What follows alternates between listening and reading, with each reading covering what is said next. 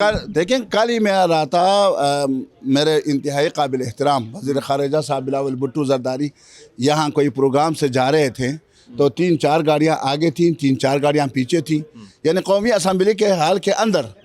तो ये शाहाना, इसके लिए तो ये हुकूमत में आते हैं, ये मेरे लिए और आपके लिए नहीं आते, ये 22 करोड़ अवाम के लिए नहीं आते, ये सिर्फ अपने प्रोटोकॉल के लिए आते हैं।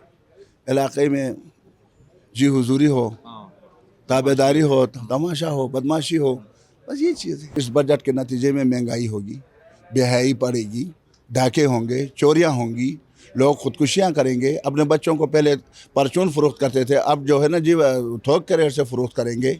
अमन अमान का मसला पैदा होगा, लाइन आर्डर का मसला पैदा होगा, और इसमें जो है ना लोग फाके से मरेंगे भी, इलाज न होने से भी मरेंगे। बच्चों को तालीम देना मुश्किल होगा, उनकी सेहत का ख्याल रखना मुश्किल होगा। क्या काम है जो पैसों के बगैर होता है, मुझे आप बता दें। मुझे ये बताएं, आखिरी सवाल, जी, ये जो आम आदमी पर तो बम आप लोगों ने फोड़ दिया, ये जो बैठे हुए हैं हुक्मरान, आप तो हुक्मरान तबके में नहीं आते क्योंकि ज़ाहिर बात है नुमाइंदे या पोजीशन में कहीं ना कहीं कर रहे हैं। आपसे जानना चाहूँगा कि ये जो महंगाई का बम फटा हुआ है, क्या आप समझते हैं कि जो प्रोटोकॉल ब्यूरोक्रेट्स को मिला है, जज जनरल को मिला है, पेट्रोल, यहाँ पे आप जाएंगे एसी सारा दिन लगे होते हैं, तो आप नहीं समझते कि ये शाह खर्चे जो आप लोगों के भी कम होने चाहिए और कहीं ना कहीं बिल्कुल। देखें, कल ही मैं आ रहा था, मेरे इंतहाई काबिल एहतराम वज़ीर ख़ारिजा साहब बिलावल भुट्टो ज़रदारी यहाँ कोई प्रोग्राम से जा रहे थे, तो 3-4 गाड़ियाँ आगे थीं, 3-4 गाड़ियाँ पीछे थीं, यानी कौमी असम्बली के हाल के अंदर। तो ये शाहाना, इसके लिए तो ये हुकूमत में आते हैं, ये मेरे लिए और आपके लिए नहीं आते, ये 22 करोड़ अवाम के लिए नहीं आते, ये सिर्फ अपने प्रोटोकॉल के लिए आते हैं। इलाक़े में जी हुजूरी हो, ताबेदारी हो, तमाशा हो, बदमाशी हो, बस ये चीज़ है। अगर हम देखें ये जो शाह खर्चियाँ हैं, चाहे पार्लियामान में बैठे मिनिस्टर हैं या ब्यूरोक्रेसी है हमारी, आप जाती हैं तो 24 घंटे भी ऐसी जो खुले रहते हैं, प्रोटोकॉल, पेट्रोल, ये सारा कुछ फ्री है।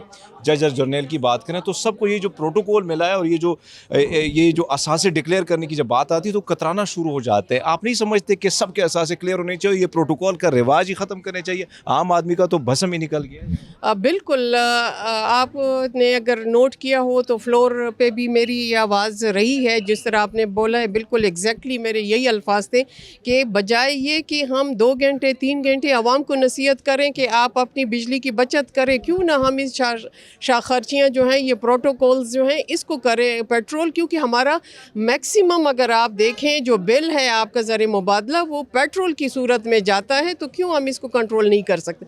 बिल्कुल कंट्रोल कर सकते हैं, सादगी की तरफ जाएंगे तो ये पॉसिबल है।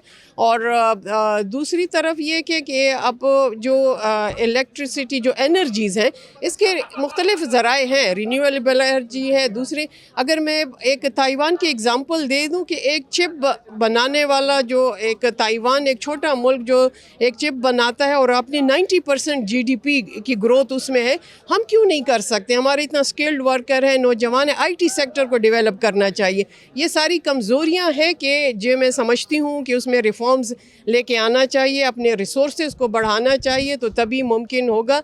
हमारा मुल्क हर किस्म के मादनियात से माला माल है, लेकिन बदकिस्मती से जो गलत पॉलिसियाँ होती हैं उसके तसलसल में ये सारी चीज़ें हमें मिलनी है। और इन डिस्क्रिपेंसीज़ को अगर सही तरीके से एड्रेस किया जाए तो हम बिल्कुल रिमूव कर सकते हैं और एक खुशहाल मुल्क बन सकते हैं।